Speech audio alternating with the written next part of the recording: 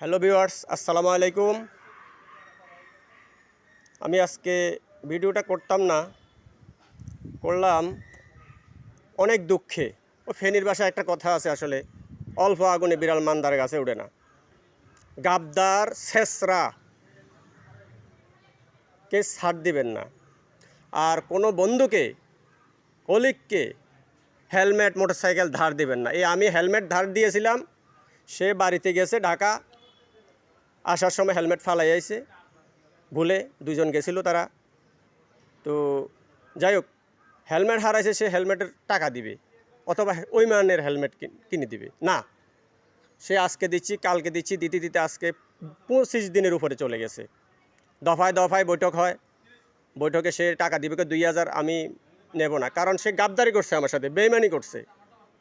এই দেখেন কত লাখ টাকার হুন্ডা। ভাই, এটা হুন্ডার নাম কি?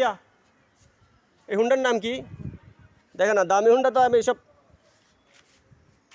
ভাব ভাব ভার্সন হেলমেট ও এফজেড ভার্সন 2।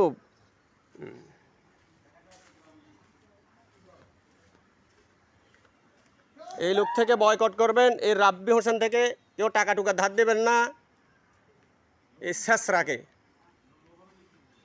কারণ যে ব্যক্তি সিনিয়র কলিগের সাথে বেইমানি করতে পারে, গাদ্দারি করতে পারে, সে সবার সাথে করবে।